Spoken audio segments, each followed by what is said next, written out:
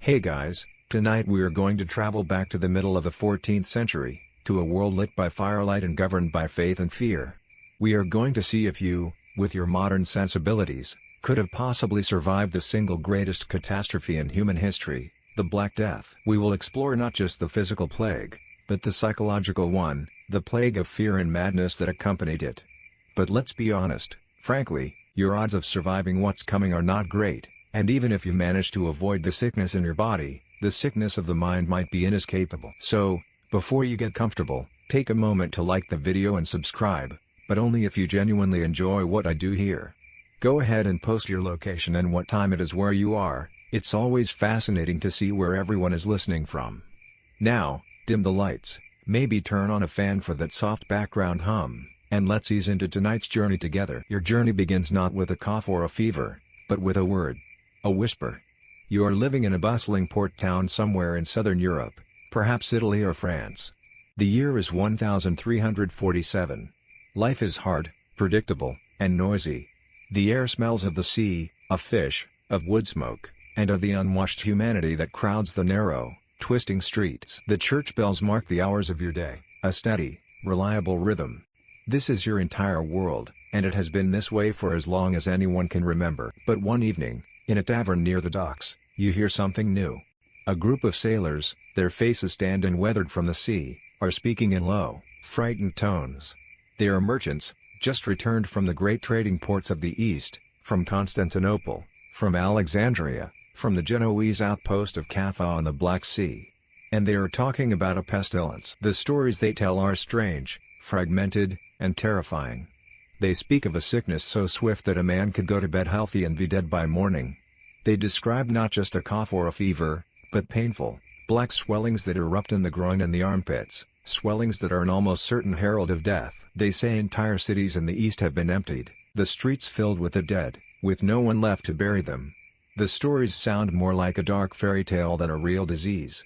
They are tales of a great dying, a pestilence that seems to be sweeping across the entire known world. The most terrifying story of all is the one they tell of the siege of Caffa.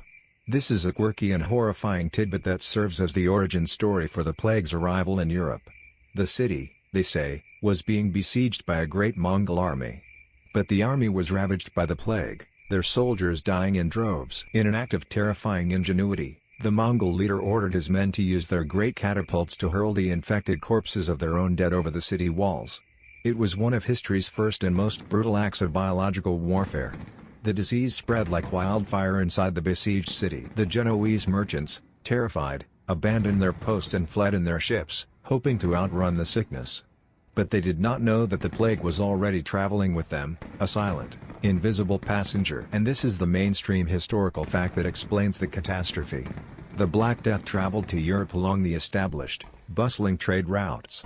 The very ships that brought treasures like silk and spice also brought rats, and on those rats were fleas, and in those fleas was the bacterium Yersinia pestis. The arteries of commerce became the vectors of death. For you, listening in the tavern, this is all just a distant, frightening rumor. And this is where the first psychological affliction begins, the plague of anxiety. Hello. Persistent hum of dread begins to spread through your town. The word is pestilentia. You start to look at the great trading ships arriving in your harbor not as signs of prosperity, but with a new sense of suspicion and fear. A sailor's cough, which last week was just a cough, now seems to carry a sinister weight. Of course, there is denial. The town authorities, the wealthy merchants, the priests, they are all quick to dismiss the stories. They are just exaggerated sailors' tales, they say. The people of the East are decadent and sinful, it is God's judgment upon them. Such a thing could never happen here, in our pious, God-fearing community. This raises a question that historians still debate: what was the psychological preparedness of medieval Europe for a catastrophe of this magnitude? Were they, as some argue, a people living in a state of constant familiarity with death from famine, warfare, and routine disease, making them somewhat resigned and resilient? Or was the Black Death something so total, so swift, and so inexplicably horrible that it constituted a unique and shattering psychological blow, a trauma for which nothing in their experience could have prepared them? On Sunday, you go to church, and the priest preaches a sermon about the rumors. He reassures you all. He says the pestilence is the arrow of God, a punishment for the sins of a distant, foreign people. As long as you pray, as long as you live a virtuous life, you will be spared. You leave the church feeling a little better, the fear pushed back by the familiar comfort of faith. But the rumors persist. Every new ship that arrives brings more stories, each one more frightening than the last. You hear that the great city of Constantinople has been devastated. You hear that Messina, in Sicily, is a ghost town. The pestilence is no longer a distant problem in the east. It is in the islands. It is on the mainland. It is moving north. It is moving towards you. You go about your daily life, but nothing is quite the same. The world feels fragile now, the steady rhythm of the church bells sounding less like a comfort and more like the slow, steady ticking of a clock. You look at your family, your neighbors, your friends, and a dark thought, unbidden, enters your mind: how many of us will still be here in a year? The physical plague has not yet arrived in your town, but the plague of fear, the sickness of the mind, has already taken root. The waiting is over. The rumors have solidified into a terrifying reality. A messenger, his face pale with fear, has galloped into your town with the news: the great pestilence has arrived in the next town over, just a day's ride away.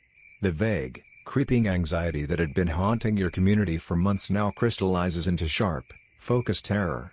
The enemy is at the gates, and the single, frantic question on everyone's lips is: how does it spread, and how do we protect ourselves? In a world without microscopes, the concept of germs or bacteria was completely unknown. The answer provided by the most learned physicians of your time, an idea inherited from the ancient Greeks, was both elegant and profoundly wrong. This brings us to the mainstream historical fact that governed almost every response to the plague: miasma theory. It was believed that the disease was spread by a miasma, a pocket of corrupt, poisonous, and foul-smelling air. This bad air, they theorized, could rise from decaying organic matter, from stagnant swamps, from fissures in the earth caused by earthquakes, or could even be generated by an unfortunate alignment of the planets that corrupted the very atmosphere you breathed. The Black Death was understood to be a particularly virulent and deadly miasma, sweeping across the land like an invisible, pestilential fog. If the plague is a deadly smell, then the logical defense against it is a pleasant one. And so, your first survival strategy is to engage in a form of aromatic warfare. You must build a fortress of fragrant, wholesome air around yourself at all times. This belief dictated the entire public and private health response to the coming catastrophe. Your first step is to arm yourself with a personal air purifier. If you are wealthy, you would visit an apothecary to purchase a pomander. This is a small, ornate ball made of silver or gold, perforated with little holes, which you would fill with a ball of expensive, aromatic substances. This might be a paste made of ambergris, a waxy substance from the intestines of a sperm whale, mixed with musk, cloves, nutmeg, and other precious spices from the east. You would carry this pomander on a chain, and whenever you had to walk through the streets, you would hold it to your nose, breathing only your own private, purified, and very expensive air. If you are a common person and cannot afford such a luxury, you adopt a simpler, more rustic approach. You stuff your pockets with handfuls of strong-smelling herbs and flowers: rosemary, lavender, mint, and thyme. Before you leave your house, you pick up a small bouquet of these herbs, a nosegay, and you hold it tightly to your nose and mouth as you hurry through the streets, convinced that the wholesome scent of the flowers will form a protective shield against the corrupt miasma that lurks outside. This is the origin of the nursery rhyme, "Ring around the rosy, a pocket full of posies." The rosy was the red rash of the plague, and the posies were the flowers used to ward it off. You also turn your home into a sealed, fumigated fortress. You keep your windows and doors tightly shut, especially those facing south, as the warm southern wind was believed to carry the worst of the miasma. Inside, you burn fragrant woods like juniper and pine in your hearth, not for warmth, but to constantly purify the air. You might hang bundles of herbs from the rafters and strew them on the floor. You would also use liquids to cleanse your home's atmosphere, regularly sprinkling the floors with rose water and vinegar. The town authorities engage in this aromatic battle on a civic scale. Huge bonfires are lit on every street corner, and they are kept burning day and night. The belief is that the intense heat and the thick smoke will cleanse the air of the entire town, driving the plague miasma away. The result is that your town is now permanently shrouded in a thick, fragrant haze of wood smoke, a constant, visible sign of the war being waged against an invisible enemy. This brings us to a truly quirky and bizarre piece of medical advice from the era. While most physicians advocated fighting foul air with pleasant air, some argued for a different approach. They believed that one bad smell could drive out another. They might advise a patient to spend time near a public latrine, deliberately inhaling the foul odors in the belief that this powerful stench would occupy the air and prevent the even more dangerous plague miasma from gaining a foothold. It was a kind of homeopathic approach to airborne disease. Now, we know that none of this had any effect whatsoever on the spread of a bacterium carried by fleas. But it would be a mistake to dismiss these practices as useless. They were psychologically vital. In the face of a terrifying, seemingly unstoppable, and invisible enemy, these rituals gave people a sense of agency. It was something to do. It was a way to fight back. Arranging your herbs, tending to your pomander, and fumigating your home provided a structured routine that helped to manage the overwhelming feelings of helplessness and dread. It was a mental health survival strategy, a shield of ritual against a tidal wave of fear. The nature of miasma theory itself is a subject of scholarly debate. Was it a purely scientific theory, based on the genuine, though flawed, empirical observation that disease was often associated with places of decay and bad smells? Or was it, as some historians argue, rooted in a deeper, more ancient moral or magical belief that equated foulness with evil and purity with good? In this view, cleaning the air was not just a medical precaution, it was a spiritual act, a way of creating a pocket of pure, godly air in a world corrupted by sin and death. So you wait. Your world has become a bubble of controlled scents. You are armed with flowers, your home is filled with smoke, and your mind is calmed by the reassuring rhythm of your aromatic rituals. You believe you are prepared. You believe you are safe in your fragrant fortress. But you do not yet know that the true enemy is not a smell, that it does not travel on the wind, and that it is already, silently, finding its way into your town, carried on the backs of the rats that scurry, unseen, through the very streets you are so desperately trying to purify. Your carefully constructed fortress of fragrant air has been breached. Despite the bonfires on the street corners and the pocketful of posies you carry, the first of your neighbors has fallen ill. You see the black, painful swellings, the buboes, erupt in their armpits. You see the fever, the delirium, and the swift, inevitable decline. The miasma, it seems, is more powerful than your simple remedies. Panic begins to take root in your town. In a desperate move, the town council decides to pool its money to hire a specialist, a man who claims to understand this pestilence and is willing to face it, for a price. A plague doctor. One day, you see him arrive. He is a terrifying and otherworldly figure, and the townspeople shrink back as he walks down the street, his presence a more potent omen of death than any raven. He does not look entirely human. He is tall and draped from head to toe in dark, waxed leather. He wears a wide-brimmed hat, gloves, and a long coat that reaches his ankles, leaving no part of his skin exposed to the corrupt air. In one hand, he carries a long wooden cane, which he uses to point at things, keeping the world at a distance. But the most shocking and memorable part of his costume is his face. He wears a tight-fitting leather mask with round glass eyepieces, but where his nose and mouth should be, there is a long, curved, bird-like beak, at least 6 inches long. This strange, nightmarish costume is not an act of theatricality or madness. It is a piece of medical technology, a personal protective suit designed entirely around miasma theory. And this is the mainstream historical fact that explains its bizarre appearance. The long coat, the gloves, and the hat were all made of wax leather to create an impermeable barrier, preventing the poisonous vapors of the plague from touching the doctor's skin or clothes. The glass eyepieces sealed his eyes away from the miasma. The cane was a tool for examining patients without having to make physical contact, used for lifting their blankets or pointing to the location of their buboes. And the beak, the most iconic element of all, was a primitive respirator. It was a wearable pomander, a personal fumigation device. The hollow space inside the beak would be stuffed with a potent cocktail of aromatic herbs and substances, mint, cloves, camphor, rosemary, and sponges soaked in vinegar or laudanum. With every breath the doctor took, the air would be filtered through this fragrant concoction, supposedly purifying it of the plague miasma before it entered his lungs. He was walking through your town inside his own private bubble of what he believed to be safe, clean air. His very presence creates a new kind of psychological stress. He is a figure of both hope and terror. When you see him enter a neighbor's house, a chill runs down your spine. His arrival is the official confirmation that the plague is in that home, that your neighbor is almost certainly doomed. He is a specter of death, a walking, bird-like omen. And yet, he is also a symbol that your town has not given up. He represents the pinnacle of medical science as you understand it. His presence means you are fighting back, not just with prayer, but with knowledge and a plan. This brings us to a quirky and rather unsettling tidbit about these specialists.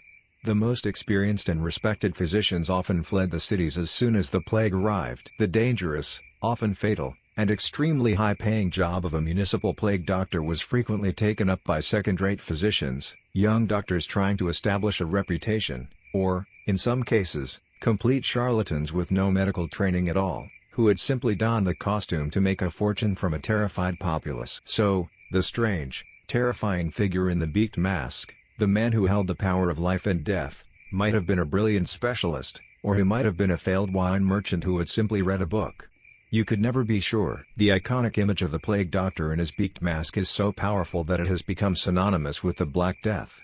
However, this leads to a scholarly debate. While the principle of aromatic protection was certainly used during the Great Plague of the 14th century, the full, head-to-toe leather costume with its distinctive beak seems to have been invented or at least perfected later, most famously by the 17th-century French physician Charles de Lorme. So, was this exact, terrifying bird meant striding through the streets during the first wave of the Black Death? Or is our mental image a conflation, a blending of the horrors of the original plague with the iconic costume of a later outbreak? The historical record is, fittingly, a little murky. You are now sick with a fever, and you hear a knock on your door. The plague doctor enters your small, dark room. He doesn't touch you. He stands at a distance, his voice muffled and distorted by the mask. He gestures with his cane, asking where the pain is.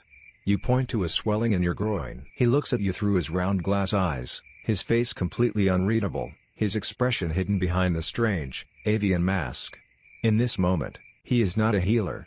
He is a judge, a mysterious being from another world, who has come to pronounce your fate.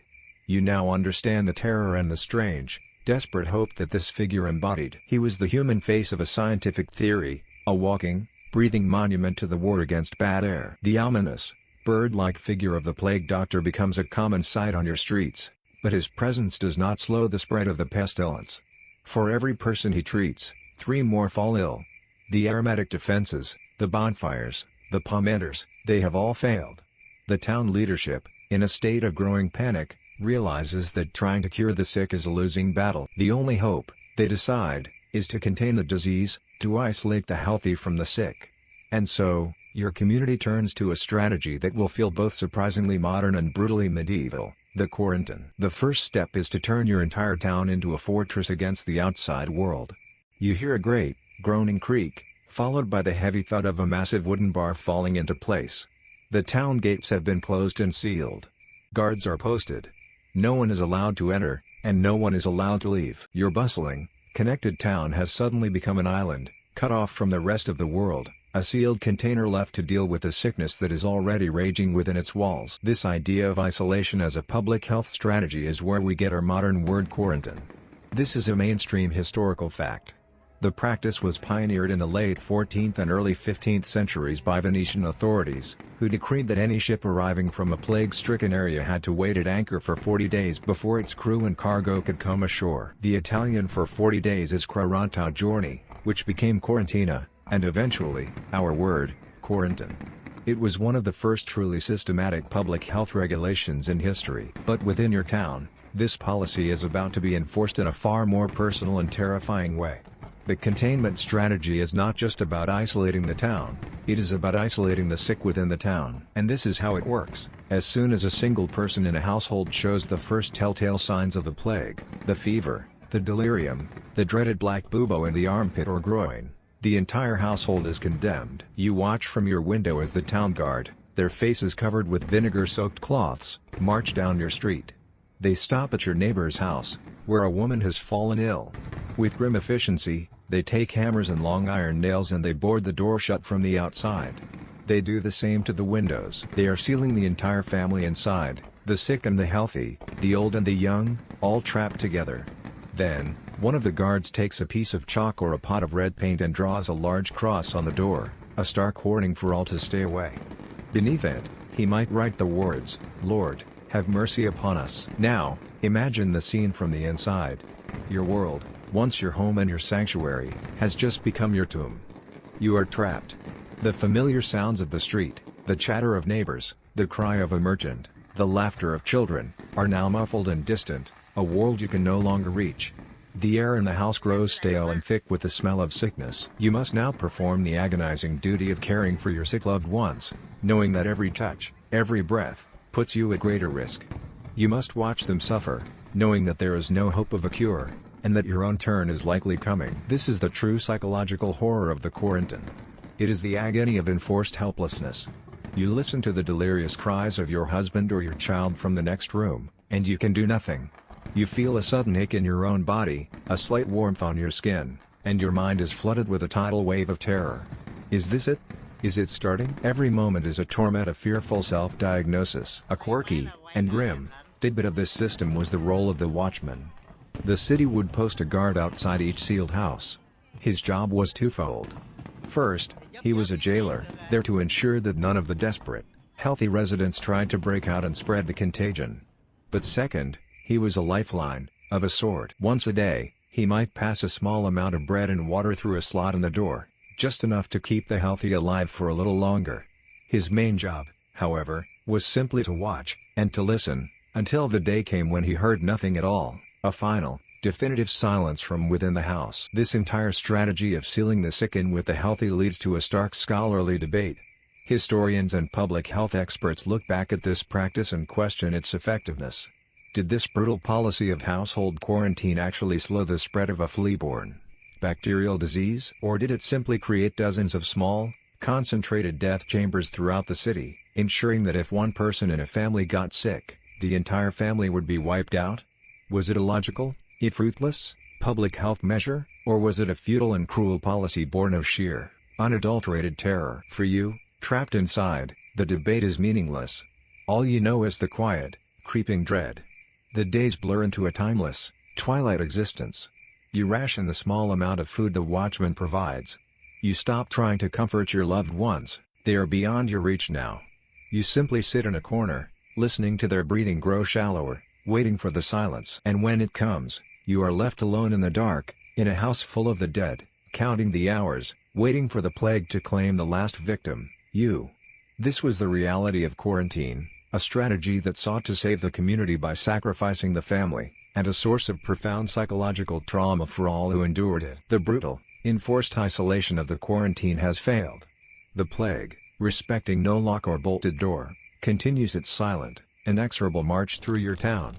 The remedies of the physicians and the public health measures of the town council have all proven to be useless. You are living in a world where all human authority has collapsed in the face of an incomprehensible catastrophe. And when earthly power fails, the human mind often turns, in desperation, to the heavens. A new, dark, and fervent religious movement begins to sweep across the land, born of this profound sense of powerlessness. One afternoon, you hear a strange sound in the distance, coming from the road that leads to your town. It is a sound unlike any you have heard before. It is a low, monotonous chanting, mixed with a strange, rhythmic, and wet-sounding crack. Crack. Crack. The townspeople begin to gather in the streets, their faces a mixture of fear and curiosity. A procession is approaching. They are the flagellants. They march into your town square in a disciplined column, 2 by 2. There are hundreds of them, men and women, though mostly men. They are dressed in simple, dark robes, their faces often obscured by deep hoods. Their feet are bare, and their backs are exposed, raw, and crisscrossed with bloody wounds. In their hands, they each carry a heavy leather scourge, a whip with multiple tails, often tipped with sharp pieces of iron or bone. They do not look at you or the other townspeople. Their eyes are fixed on the heavens, and their voices are joined in a single, mournful hymn about the suffering of Christ and the sinfulness of the world. This is the mainstream historical fact of the most extreme religious response to the Black Death. The flagellants were a movement based on a simple and terrifying belief, that the plague was a direct punishment from God, a biblical scourge sent to punish humanity for its wickedness. And if the plague was God's righteous anger, then the only way to appease him was through an act of extreme, public penance. They believed they had to share in the physical suffering of Jesus to atone for the sins of the world and beg God to lift the pestilence. In the center of your town square, the procession halts. They form a large circle, kneel on the hard cobblestones, and begin to pray. Then, their leader gives a signal. They rise, and the ritual begins. To the rhythm of their own chanting, they begin to whip themselves. The sound is sickening. The scourges rise and fall, landing with that horrible, wet crack upon their own shoulders and backs. They show no sign of pain, their faces ecstatic, lost in a trance of religious fervor. The ritual is highly organized. They might strike themselves a specific number of times, perhaps 33, for the years of Christ's life on earth. They might lie on the ground in the shape of a cross while others from the Brotherhood whip them. For the onlookers, it is a spectacle of profound horror and mesmerizing power. This was not just a disorganized mob of fanatics. This brings us to a quirky tidbit about the movement. The Flagellants were a highly organized society with their own strict rules and even a founding document. They carried with them a charter, a letter which they claimed had been delivered by an angel and which outlined their holy mission. Their rules were strict. A member had to stay with the movement for 33.5 days. They were forbidden from bathing or shaving, and they were not allowed to speak to women without permission from the master. They were, in effect, a new, mobile, and radical religious order. The psychological appeal of the movement was immense. In a world where you felt completely powerless, waiting for an invisible death to strike you down, the Flagellants offered an alternative. They offered action. The act of self-harm was a way of seizing control of your own suffering, of transforming your passive victimhood into an active, holy sacrifice. For the townspeople watching, their arrival was a major event. Here were people who seemed to be saints, who were taking the sins of the world onto their own shoulders. Many were so inspired by the spectacle that they would abandon their own homes and join the bloody procession as it moved on to the next town. For the established church, however, the Flagellants were a growing problem, and this is a subject of ongoing scholarly debate. At first, many local priests tolerated or even admired the Flagellants' piety. But the movement grew increasingly radical. Their leaders began to preach without the church's permission, to claim they could absolve sins, and to question the authority of the Pope himself, who they claimed was powerless to stop the plague. Was the Flagellant movement, as some historians argue, a genuine grassroots expression of popular faith, a response to the Church's own failure to provide comfort and solutions? Or was it, as the Church came to believe, a dangerous, anti-clerical, and heretical sect that threatened the very foundations of Christian authority? In 1349, Pope Clement VI condemned the movement, and the tide turned against them. Once hailed as living saints, they were now hunted down as heretics. But for now, in your town square, they are at the height of their power. The ritual ends. Their leader, his back a bloody ruin, delivers a fiery sermon, calling for you and your neighbors to repent. Then, as one, they form their column again. And they march out of your town, their mournful chants and the crack of their whips slowly fading into the distance. They leave behind a town square stained with their blood, and a community shaken to its core. You have just witnessed a powerful and disturbing symptom of a world gone mad with grief and fear, a time when the only path to salvation seemed to be paved with self-inflicted pain. The bloody, rhythmic spectacle of the Flagellants has passed through your town, leaving behind a sense of awe and unease, but the plague remains. The prayers have not been answered. The penance has not been enough. God, it seems, is not listening. And when the remedies of science, government, and even extreme faith have failed, the terrified human mind often takes a dark and dangerous turn. If the cause of the suffering is not in the air, and it is not a punishment from God, then it must be the work of man. The collective anxiety and grief of your society begins to curdle into suspicion, and it seeks a tangible target for its rage. It seeks a scapegoat. The psychology is simple and powerful. An invisible, indiscriminate pestilence is a terrifying concept because it is an enemy you cannot fight. But an enemy with a human face, an enemy who lives just down the street, is a problem you can solve. If you can identify the people who are causing the plague, then you can stop them, and the plague will end. It is a comforting, if delusional, thought, because it restores a sense of agency and offers a clear course of action. And in the 14th century, there was one community that Europe had been conditioned, through centuries of prejudice, to blame: the Jews. This is a mainstream historical fact, and one of the most tragic chapters of the entire Black Death. Jewish communities across Europe became the primary targets of a continent-wide conspiracy theory. They were already outsiders, a religious minority living in a devoutly Christian society. They were often forced to live in separate, walled-off quarters of towns, known as ghettos. They were forbidden from owning land or joining most guilds, which pushed many into the necessary, but often resented, profession of moneylending. They were already the subject of centuries of hostile, religiously motivated myths and suspicion. They were, in short, the perfect vulnerable target. The central accusation that spread like wildfire from town to town was that the Jews were intentionally causing the plague by poisoning the wells and water sources of Christian communities. The story was told and retold, embellished with every telling. It was said that a secret, international Jewish cabal had a plan to destroy all of Christendom, and the plague was their chosen weapon. This horrific conspiracy theory was given a veneer of proof by a tragic irony. In many towns, the death rate within the walled-off Jewish ghettos was noticeably lower than in the surrounding Christian neighborhoods. We now know the likely reasons for this.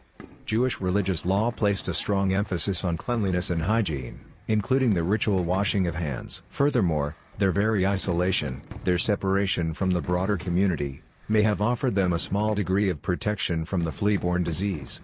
But to the panicked and suspicious Christian majority outside the walls, this lower death rate was not seen as a result of hygiene, it was seen as irrefutable proof of their guilt. They are not dying, the thinking went, so they must be the ones causing us to die. This brings us to a quirky and deeply chilling tidbit of how this misinformation was manufactured and spread. In 1348, in the town of Chillon, Switzerland, a group of Jews were arrested and brutally tortured by the authorities until they confessed. They confessed to a detailed and fantastical plot, claiming they had created a poison from a mixture of consecrated Christian hosts, spiders, lizards, and the hearts of Christians, and had been distributing this poison to other Jewish communities to put in the wells. This forced confession was written down, copied, and circulated to other towns as an official, legally obtained document. It was the proof they needed, a license to kill. And so, the pogroms began. You witness a terrifying scene. A mob, inflamed by a fiery sermon from a local priest and armed with clubs and torches, marches on the Jewish quarter of your town. The guards at the gate do nothing to stop them. The mob pours into the narrow streets, breaking down doors, looting homes, and setting fire to the synagogue. They see themselves not as murderers, but as righteous executioners, cleansing their town of the poisoners who have brought God's wrath down upon them. This same horrific scene was repeated in hundreds of towns, most brutally in the Rhine Valley of Germany, in France, and in Spain. Entire Jewish communities were wiped from the map. This leads to a somber scholarly debate about the motivations of the people in power who allowed, and sometimes encouraged, this to happen. Were the local lords, bishops, and city council members themselves genuine believers in the well-poisoning conspiracy? Or were they cynical opportunists? Did they see the pogroms as a convenient way to channel the public's rage away from their own failed leadership?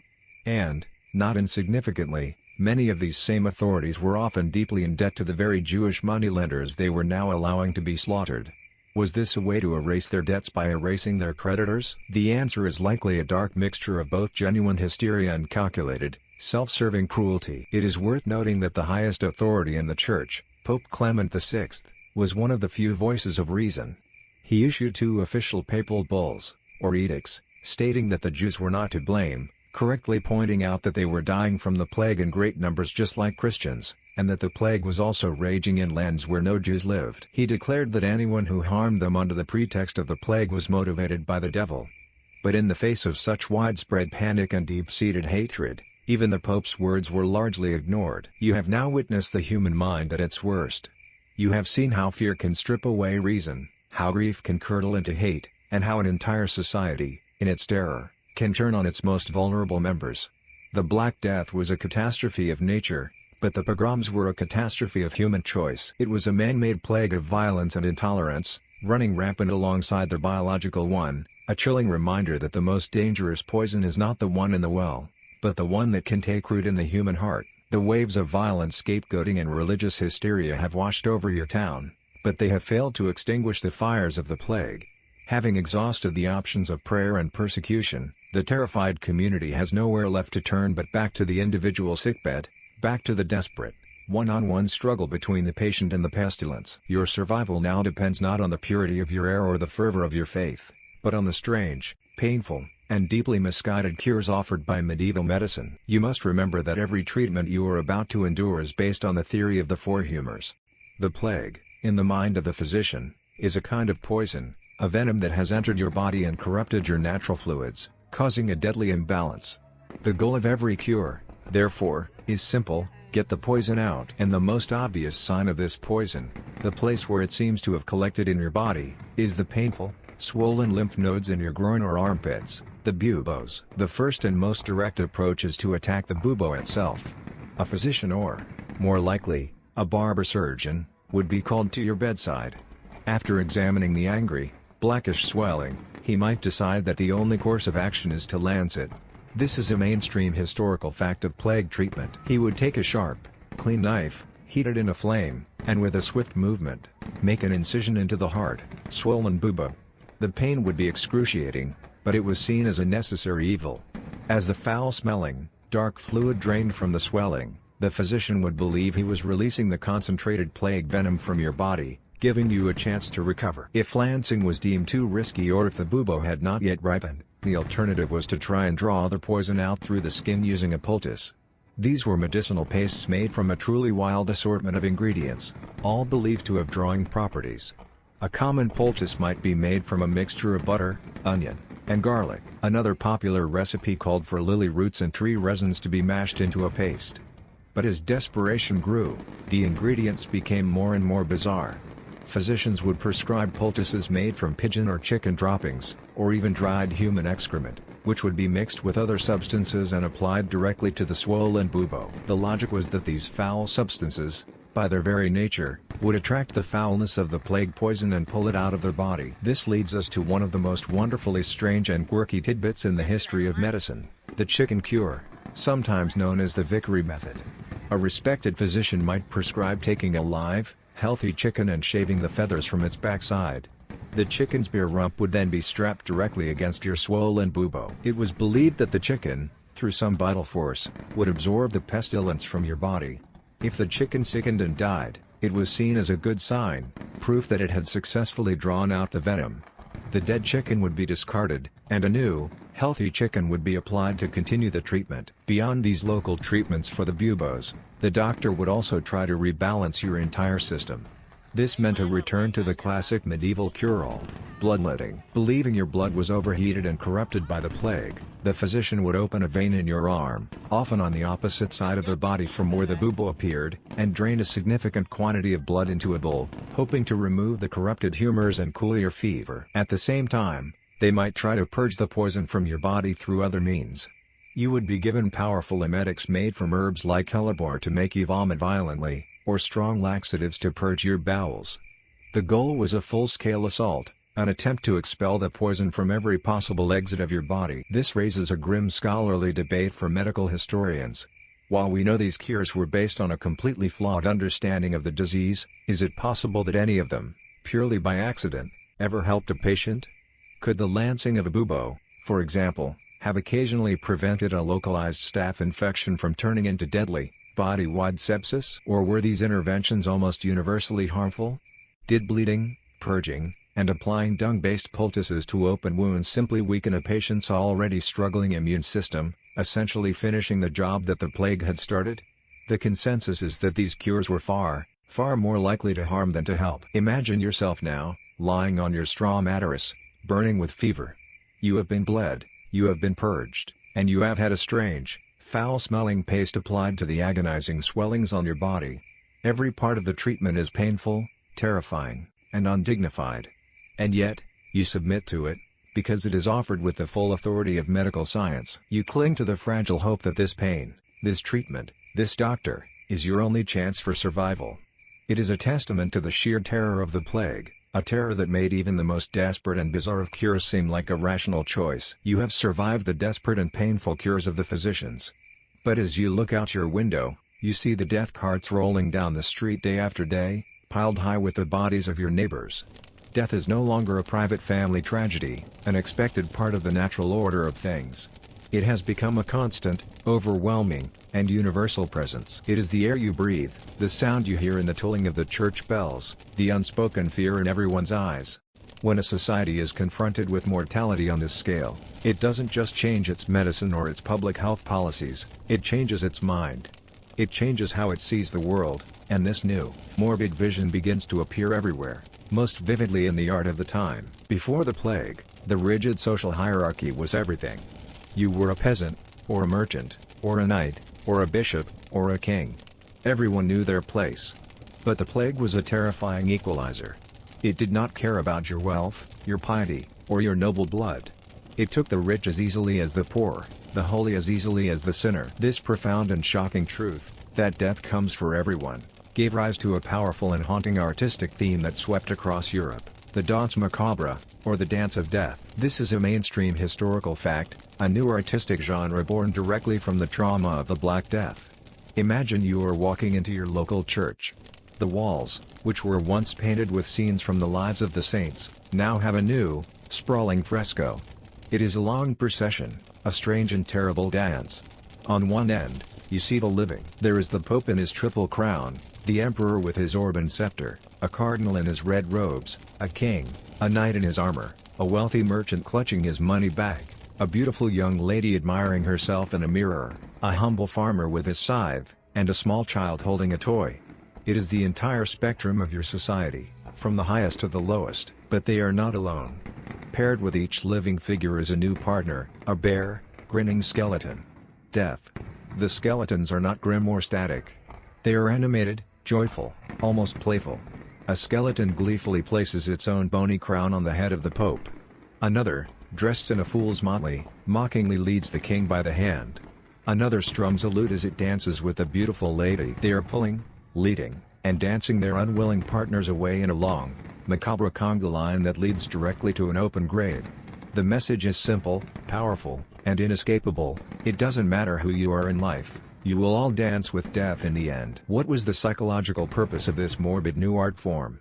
In one sense, it was a coping mechanism. The sheer, random, impersonal nature of the plague was terrifying.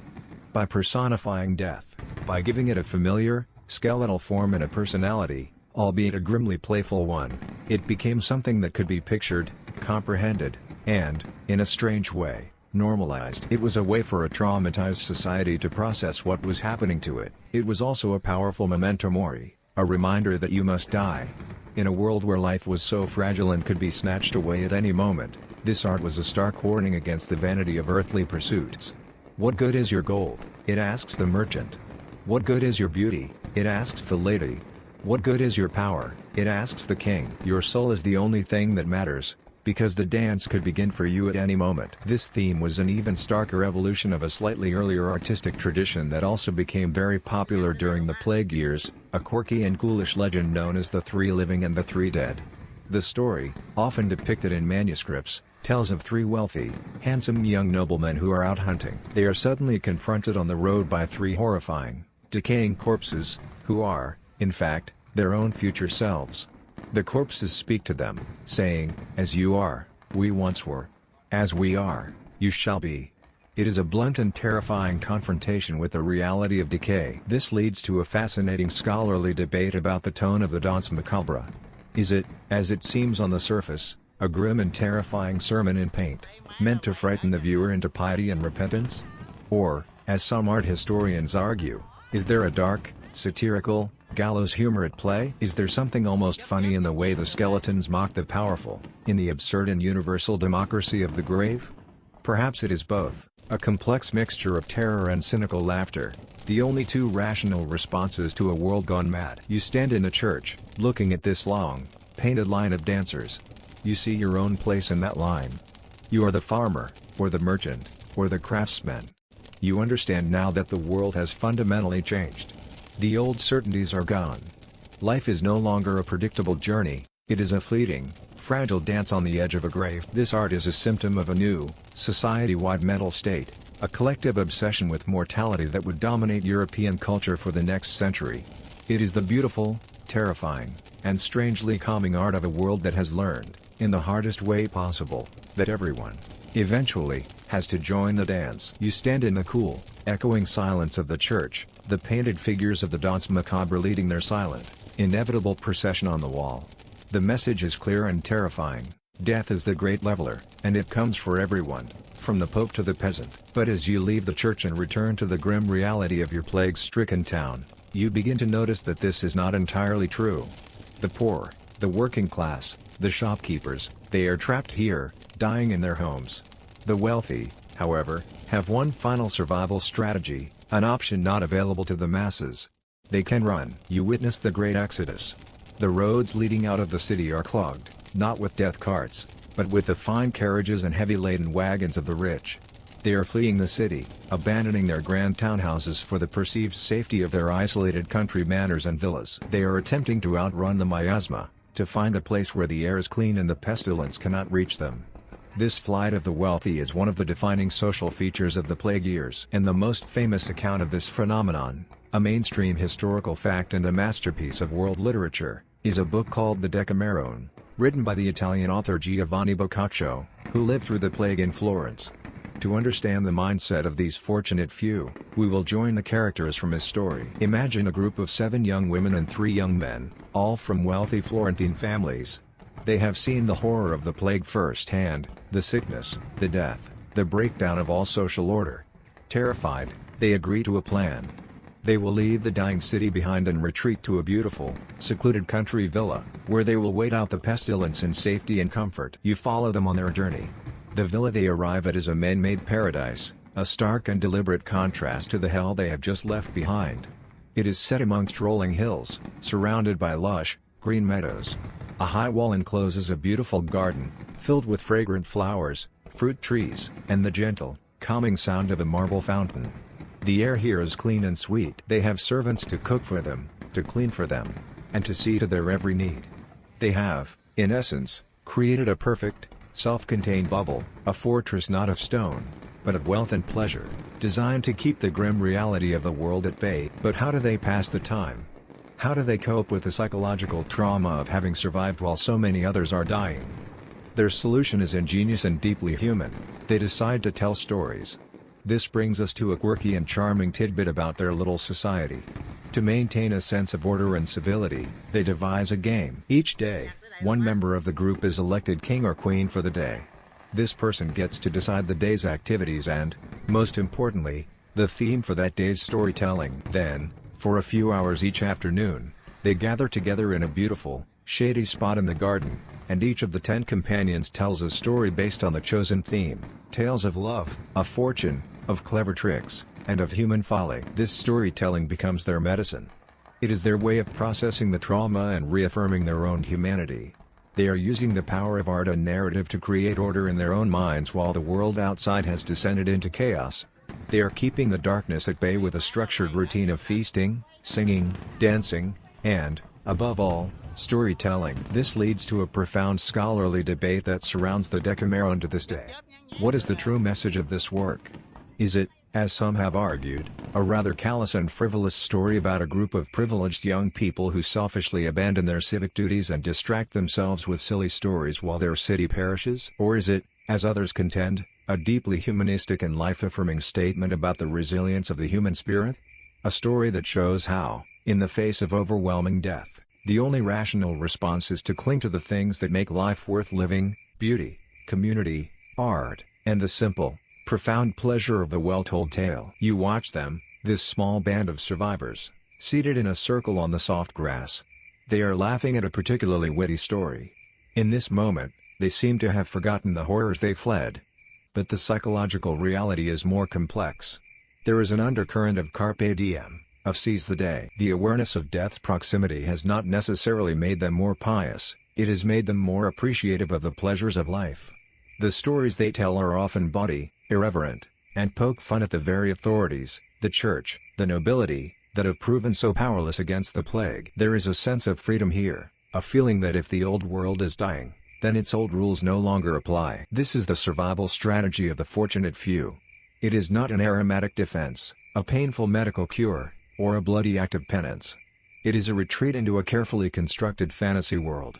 It is the belief that if you can surround yourself with enough beauty, enough pleasure, and enough art, you can build a wall high enough to keep death out. For a little while, at least, you leave the idyllic, story-filled garden of the wealthy survivors and return to the world. The year is now 1351. The great wave of pestilence has, for the most part, passed. The miasma has dissipated, the plague doctors have moved on, and the death carts no longer make their grim, daily rounds. But the world you have returned to is not the same one you left. It is a world that is quieter, emptier, and haunted by what it has just endured. Surviving the plague, you are about to discover, was only the first challenge. The next was learning to live in the strange new world it left behind. The first and most profound change is demographic.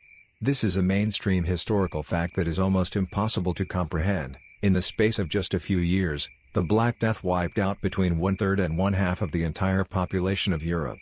Imagine walking through your town and seeing that every other house is empty, its family gone. Imagine looking out at the countryside and seeing vast fields, once cultivated, now growing wild because there is no one left to farm them. The psychological impact of living in this new, emptier world was immense. A deep, collective trauma and a survivor's guilt settled over the land. But this massive loss of life also triggered a completely unexpected social and economic revolution. For centuries, the life of a peasant had been one of serfdom and struggle. There was a huge surplus of labor, which meant landowners could pay pitifully low wages and demand absolute obedience.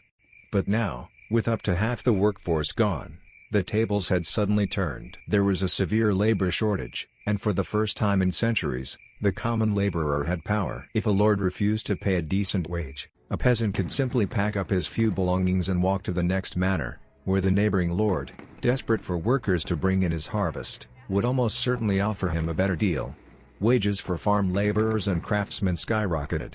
The old bonds of feudalism began to fray and break. This newfound economic power for the peasantry is one of the most significant long-term consequences of the plague. The plague also created a profound crisis of faith. The institutional church had proven utterly powerless to stop the pestilence. Its prayers, its processions, its promises, none of them had worked. The clergy itself had been devastated, with thousands of priests and monks dying alongside their parishioners. For many survivors, this shattered their unquestioning faith in the church as an institution. Some turned away from faith altogether, embracing a cynical, hedonistic lifestyle, convinced that God was either absent or unjust. Others turned inward, seeking a more personal and mystical relationship with God, one that didn't rely on the formal hierarchy of the church. The psychological scars on the survivors were deep and long-lasting. The morbid obsession with death that you saw in the Danse Macabre did not simply vanish when the plague receded. It became a permanent feature of the late medieval mind. And this new focus on mortality leads to a quirky tidbit found in the legal documents of the time. People began to write their last will and testaments with a new urgency. Wills became more personal, more focused on the state of one's soul, and often included massive donations to churches or charities, a kind of spiritual fire insurance taken out by a generation that was acutely aware of how quickly their lives could be extinguished. This brings us to the final, great scholarly debate about this era. To what extent was the Black Death the primary cause for the massive changes that followed? Was it the great historical engine that killed the Middle Ages and paved the way for the new world of the Renaissance? Or, as other historians argue, did it simply act as a great accelerator, speeding up social and economic changes, like the decline of feudalism, that were already underway? It is a question of cause versus catalyst, and the debate continues. For you, as a survivor, these grand historical debates are less important than the daily reality of your new world. It is a world full of ghosts, full of empty chairs at the dinner table. But it is also a world of strange, unexpected opportunity. If you are a peasant, your labor is now worth more than you could have ever imagined. The rigid social structures that seemed so permanent have been shaken to their foundations. Surviving the plague, you now realize, was a multi-stage process. First, you had to survive the initial wave of sickness. Then you had to survive the psychological terror, the fear, the grief, and the madness that it unleashed. And finally, you had to learn to navigate the strange, traumatized, and completely transformed world that it left in its wake. The Black Death was not just an event, it was a dividing line in history. It ended a world, but in doing so, it cleared the way for a new one to be born from its ashes. And now, our journey through this dark and difficult time is over. It is time to let the story go. Let the image of the empty medieval town begin to fade. Let the memory of the fear, the sickness, and the survival all dissolve into a soft, quiet mist. That world, with its hardships and its horrors, is 1,000 years away. It is just a story, and the story has ended. Your only task now is to feel the reality of your own comfort, the gentle weight of your own blanket, the soft support of your own pillow. There are no bonfires in the street, no bells tolling for the dead. There is only the calm, steady peace of your own room. There is only the gentle, rhythmic sound of your own breathing, a quiet and reassuring presence in the stillness of the night. Let that sound be your anchor, and let it pull you gently down, away from thought, away from history, and into the deep, quiet, and profoundly peaceful world of sleep.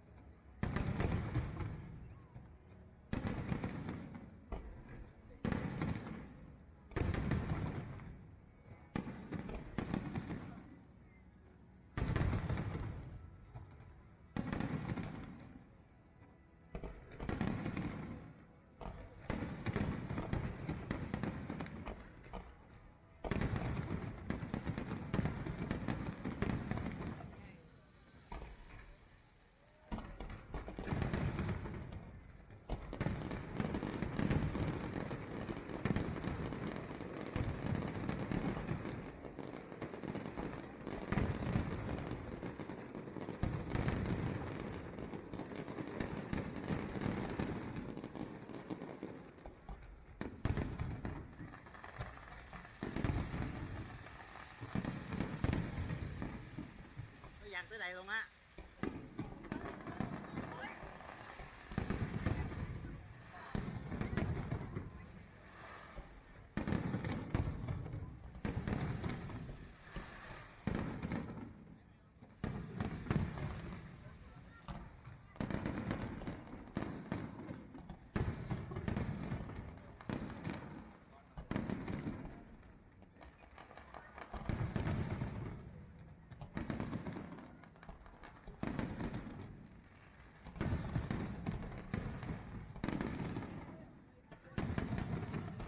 Lấy máy là quay gửi cho anh Thịnh.